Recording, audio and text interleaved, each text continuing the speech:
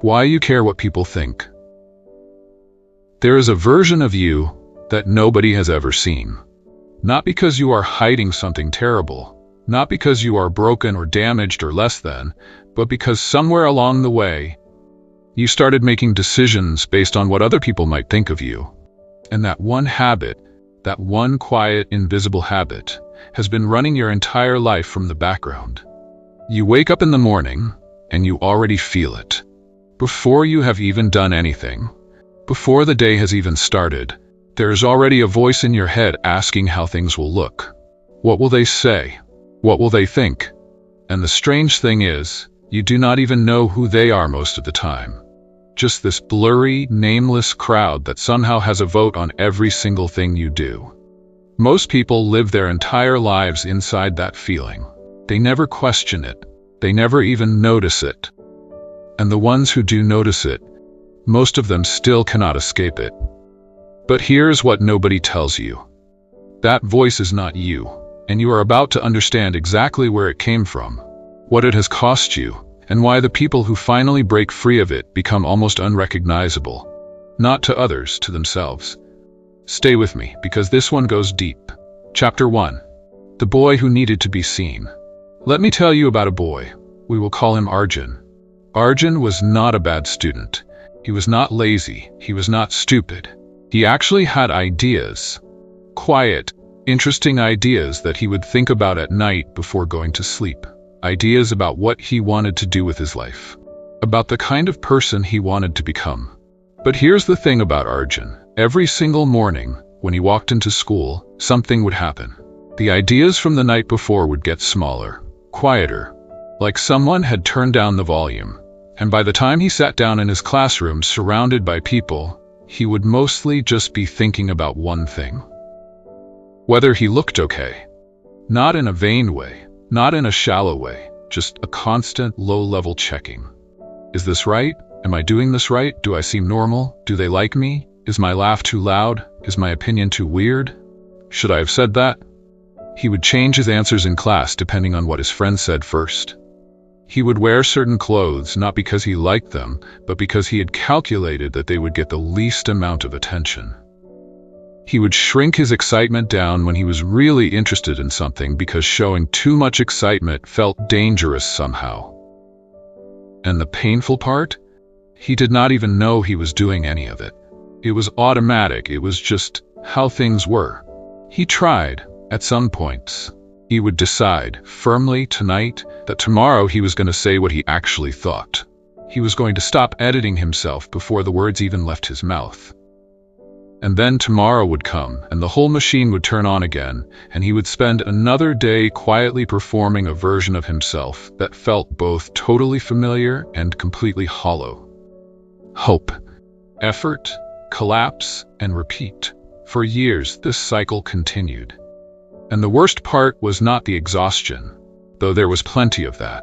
The worst part was the creeping sense that he did not actually know who he was underneath all the performing.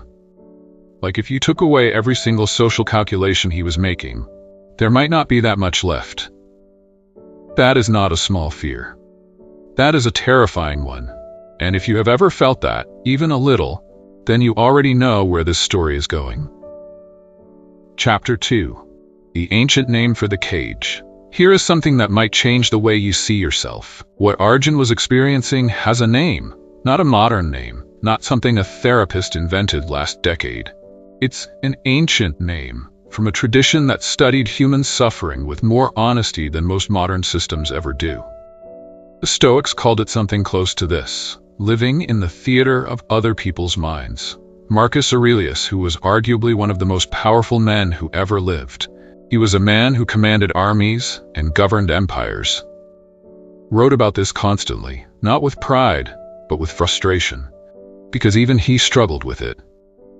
He wrote about how human beings are haunted by reputation, by the imagined audience, by the invisible crowd in the head that never actually exists in reality but somehow has complete authority over our choices. He called it one of the greatest thieves of human life. It's not pain, not failure, not death. It's the fear of how we appear to others. And here is the part that makes it stranger. Research into what psychologists now call social evaluation threat shows that when a person believes they are being judged, the brain activates the exact same regions as when the person is facing physical danger. Your nervous system, on some very old biological level, treats social rejection like a predator attack. It treats the possibility of being seen badly like an actual threat to your survival, which means this is not a weakness, it is not a character flaw. It is wiring, some kind of ancient wiring. The problem is that the wiring was designed for a world that no longer exists.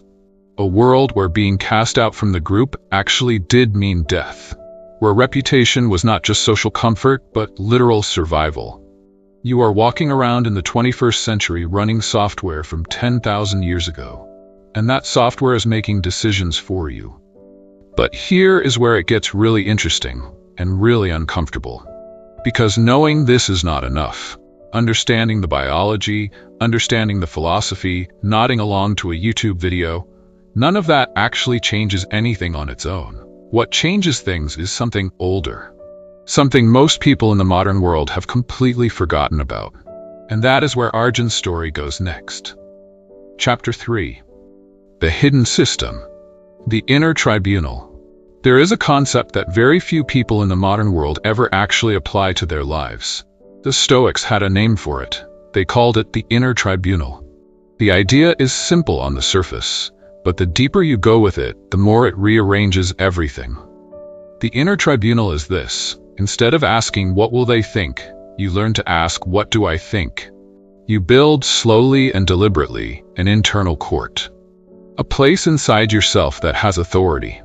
That can pass judgment, that you actually trust. Not because you are arrogant, not because you think you are always right, but because you have done the work to make that inner voice worth listening to. Most people have never done that work. Most people's inner voice is just an echo of other people's voices. Parents, teachers, friends, strangers on the internet. The voice that sounds like yours is actually just a collection of borrowed opinions. Which means when you ask yourself what you think, you are really asking everyone else what they think, just through a different door. The Stoics said this was the deepest form of unfreedom. Not poverty, not imprisonment. This, Marcus Aurelius wrote it bluntly. He said you should ask yourself, when you are troubled by what someone thinks of you, does it actually damage you? Not your reputation, your character, your ability to act well. And if the answer is no, then the opinion is just noise, just noise. Arjun heard something like this for the first time at 22. He was reading, late at night, the kind of reading you do when you are quietly desperate. And he came across this idea and something shifted in him. Not dramatically, not like a movie moment, just quietly. Like a door that had been stuck for years moved a centimeter. He thought about how much of his energy every single day went into managing impressions. Calculating responses, softening himself, editing himself. Rehearsing things before he said them, replaying things after he said them. The sheer volume of mental bandwidth that the imaginary audience was consuming was staggering when he actually stopped to look at it. And for the first time he thought, what if I redirected all of that? But here's where most people stop. They have the idea, they feel the shift, they think they have figured it out, and then the next social situation arrives, and the old machine turns on again, and all the insight evaporates. Because insight is not the same as rewiring. And rewiring is where things get genuinely hard. Chapter 4. The First Practice. The One-Person Audience. Arjun started with something small, almost embarrassingly small. He decided that for 1 week he was going to choose one person whose opinion he actually respected. One person who he genuinely believed had good judgment, who he trusted, who knew him well enough to give him something real. And when the pull to perform for the crowd showed up, he would redirect it. Not toward silence, toward that one person. What would this person think if they saw me do this? It sounds simple. It is not simple, because the crowd is seductive in a way that one trusted person is not. The crowd offers volume. The crowd offers the feeling of being seen by everyone, everywhere, all at once. One person feels thin by comparison. One person feels like not enough. But here's what Arjun noticed after a few days. The crowd was actually a blur. It was a moving, shapeless, contradictory thing that could not be satisfied and did not actually care about him specifically. It was noise dressed up as an audience. But this one person, this one real human being who he respected, that relationship had texture. It had history. It meant something. And slowly, very slowly, the decisions he was making started to change. Not because he became fearless, but because he became more specific. The fear narrowed from everyone to one person I trust. And when the question was, would someone I respect be proud of this, the answer was often clarifying in ways that, what will everyone think, never was. Ancient monks across multiple traditions, from Zen to Sufi to Stoic, all practiced some version of this. They would visualize a teacher, a master, someone whose judgment they had earned the right to trust, and they would act in the presence of that imagined gaze rather than the imagined crowd. A neuroscientist studying social motivation once described this shift in a way that stuck with me. When you perform for a crowd, the brain is essentially in threat response mode, vigilant, defensive. When you perform for one trusted person, the brain moves into something closer to connection mode, cooperative, authentic. The actual quality of the thinking gets better. Arjun felt that. He felt the thinking get clearer, the choices get simpler. But that is when things got harder, because the crowd does not let you go quietly. Chapter 5. The Backlash. When the crowd notices, here is something nobody prepares you for. When you start caring less about what people think. Some people notice, and some of them do not like it. Arjun started expressing opinions more directly, not aggressively, just actually. He stopped softening every sentence with 10 layers of qualification. He stopped laughing at things he did not find funny. He stopped shrinking his enthusiasm when he was genuinely excited about something. And a few people in his life got uncomfortable. Some of them made small comments, little jabs that were mostly jokes, but not entirely jokes. Some of them went quiet in a way that felt pointed. One person told him directly that he seemed different lately, that he was being a lot. And the way they said it made it clear they did not mean it as a compliment. And here's where most people retreat. Because the social discomfort that comes with becoming more yourself is real. It is not imagined. People around you have often built a version of you in their heads, and they are genuinely unsettled. When you stop performing that version, it disrupts something for them, and they will push back, sometimes consciously and sometimes not, to try to get the old version back. The Stoics had a name for this pressure too. They called it the tyranny of opinion, and they were ruthless about it. Not cold, not cruel, but ruthless. Epictetus, who was born a slave and became one of the most quoted philosophers in history, wrote that the only people who are truly free are those who no longer need external approval to function. He was not speaking metaphorically. He meant it completely literally. Freedom, for Epictetus, was not about money or power or status. Freedom was this: the ability to think and speak and act from inside yourself rather than from the reaction of everyone around you. He called everything else slavery with better furniture. Arjun held on to that phrase, slavery with better furniture. He thought about how many of his decisions were made from inside a cage he had built himself, out of other people's expectations. A cage that was comfortable, that had nice things in it, but a cage nonetheless. And he made a choice. He decided to feel the discomfort and keep going anyway. Not because he stopped caring about people, but because he understood something, finally and clearly, that changed the whole equation. Chapter 6. The Real Cost. What you lose every time mime. Let us talk about what it actually costs you. Not in vague terms, specifically. Every time you change what you say because of what someone might think, you spend energy, a small amount, but it adds up. Every time you edit yourself before you speak, every time you dress or move or laugh for an audience, every time you sit on an idea because you are not sure how it will be received, every single one of those moments is a small withdrawal from something inside you. And over years, it adds up to a lot. Research in cognitive psychology shows that self-monitoring, The technical term for tracking and adjusting how you appear to others is one of the most mentally expensive things a human being can do. It uses working memory. It slows down decision-making. It literally reduces the quality of your thinking while you are doing it, which means the person who cares most about what others think is paradoxically the person performing the worst, not just emotionally, cognitively, actually worse at thinking, creating, deciding. The philosopher Søren Kierkegaard spent much of his life writing about this, though he called it something slightly different. He called it despair. Not the dramatic, loud, crying kind of despair. The quiet kind. The kind that comes from living a life that does not belong to you. From choosing, day after day after day, the version of yourself that the world is comfortable with, rather than the version that is actually true. He said most people live like this their entire lives, and never once ask whether the life they are living is actually theirs. That is not a small question. Arjun sat with that question for a long time. He thought about the choices he had made at 16, at 19, at 22. How many of them were actually his? How many of them were just smooth, safe, socially acceptable? How much of his life was a performance for an audience that was not even paying that much attention? And then came the moment that changed everything. Chapter 7. The Point of No Return. There is a moment in every real transformation where you cannot pretend you do not know anymore. For Arjun, it was this. He was offered an opportunity, something real, something he had quietly wanted for years, a chance to work on something meaningful, something creative, something that required him to put his actual self on the line.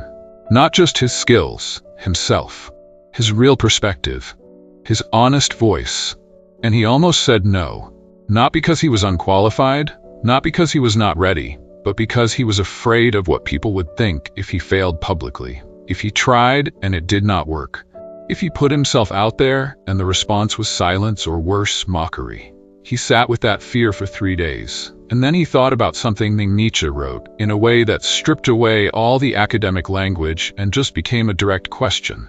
Nietzsche asked something like this: what kind of life do you want to be able to say you lived? Not at the end, in some philosophical sense.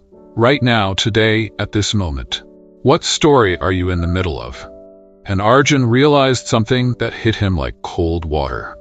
The fear of embarrassment lasts a few weeks at most. The regret of a life unlived lasts forever. He said yes, and everything got harder immediately. But here's the thing. It got harder in a different way. The old difficulty was exhausting. It drained him. The new difficulty was alive. It scared him. But it also woke something up in him that had been dormant for so long he had almost forgotten it was there. The Stoics had a word for this. Virtue. Not in the preachy, moralistic sense that the word has picked up in modern English. In the original sense, from the Latin virtus and the Greek arete, excellence. Functioning fully, being what you actually are, rather than what is convenient for the crowd. Marcus Aurelius wrote that a life spent in the pursuit of approval is a life spent giving other people the keys to your own front door. And one by one, quietly, over time, they redecorate, until you walk into your own life and you do not recognize a single room. Arjun had lived in that house. He was done with it now. Chapter 8. The Rewiring. 3 shifts that actually work. So what actually changes things? Not permanently. Nothing is permanent. But what shifts the pattern enough that life starts to feel different? There are 3 things. Not 10. Not a list of 50 habits. 3 things that if you actually do them and not just understand them, will start to loosen the grip. The first is what we already talked about, the one-person audience. Stop performing for the blur. Choose one real person whose judgment you trust. Live in the presence of that gaze instead of the crowd's gaze. This alone redirects enormous amounts of energy. The second is what the Stoics called the practice of the view from above. When you feel the pull to perform, when you feel that tight, anxious need to manage how you are coming across, step back in your imagination and look at this scene from a distance. Not coldly, just from a wider angle. See yourself, small and temporary, in a moment that will pass. See the people you are trying to impress, small and temporary in their own moments that will also pass. See how briefly any of this will matter. Marcus Aurelius did this constantly.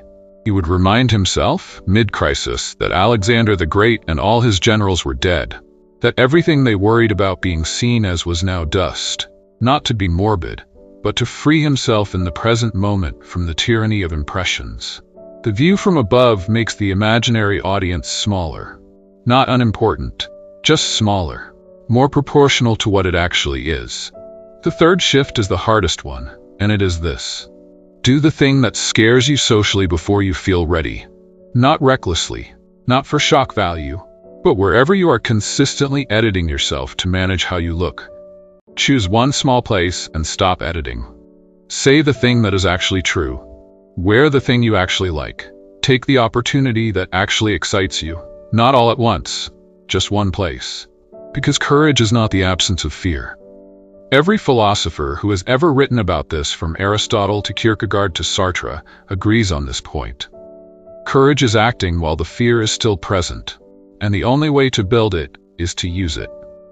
You cannot think your way into it. You cannot watch enough videos about it. You have to actually do it.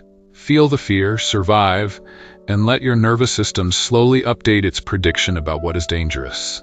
Arjun started with small things, then medium things, then bigger things. And after about a year of this, something had genuinely changed. Chapter 9. The Transformation. Becoming someone else. This is the part that is hard to describe without it sounding like a movie ending. Because it was not dramatic, it was quiet. Like most real things. Arjun did not become fearless. He still felt the pull sometimes, still noticed the old reflex, still caught himself calculating how something would land before he said it. The wiring does not disappear. You are not rewired into a different species. But here's what changed. The voice of the imaginary crowd got quieter. Not silent, quieter. And his own voice got clearer. And slowly over time, the ratio shifted. He was making more decisions from inside himself and fewer from the blurry outside. He was less exhausted at the end of the day because he was spending less energy managing impressions. He was making better decisions because he was thinking more clearly, not through the fog of social anxiety. And he became someone who other people actually found more interesting. This is one of the great ironies of this whole thing. The less you perform for people, the more compelling you tend to be to them. Because authenticity is genuinely rare. And people are drawn to it even when they cannot name what they are drawn to. But more than any of that, he could finally hear himself think. And that quiet, that spacious, honest quiet, was something he had not experienced since he was a child. Before the crowd moved into his head, before the performing started, the philosopher Epictetus, born in chains, dying free, wrote something near the end of his life that has followed me since I first read it. He said, "First say to yourself what you would be, and then do what you have to do. Not find out what others want you to be. Not figure out what the crowd will accept. First, say to yourself what you would be." Arjun said it, finally, clearly out loud, in an empty room. And then he did what he had to do. He stopped performing. He started living. Not the cleaned-up, camera-ready, socially acceptable version. The actual version.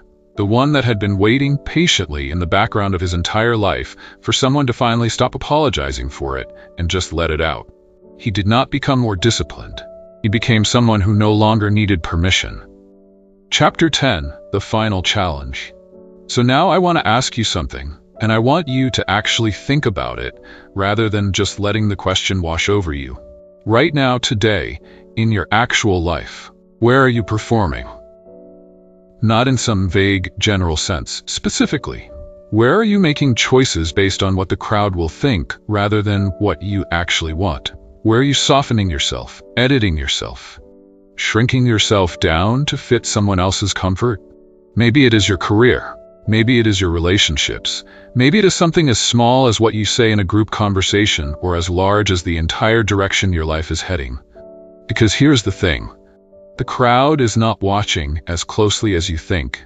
And even when they are, even when the judgment is real and not imagined, you will survive it. You have survived every hard moment in your life so far. You will survive this one too. What you will not easily recover from is another decade of living in the theater of other people's minds. Epictetus said it, Marcus Aurelius said it, Kierkegaard said it, Nietzsche said it, and every single person who has ever broken free of this says it from the other side. The fear of judgment is not as solid as it feels. It is a construction, and constructions can be taken apart. You already know this. The question is not whether you know it. The question is what you are going to do now that you do. If this reached something in you, if something in here hit you in a place you do not normally let YouTube videos reach, leave a comment. Not for me. For you. Because saying it out loud, even in a text box on the internet, is one small act of not hiding, and that matters. And if you want to go deeper into this, into the philosophy that actually changes how you see yourself and not just how you think about yourself, then stick around. Because this channel exists for exactly that, not to teach you things, but to transform them.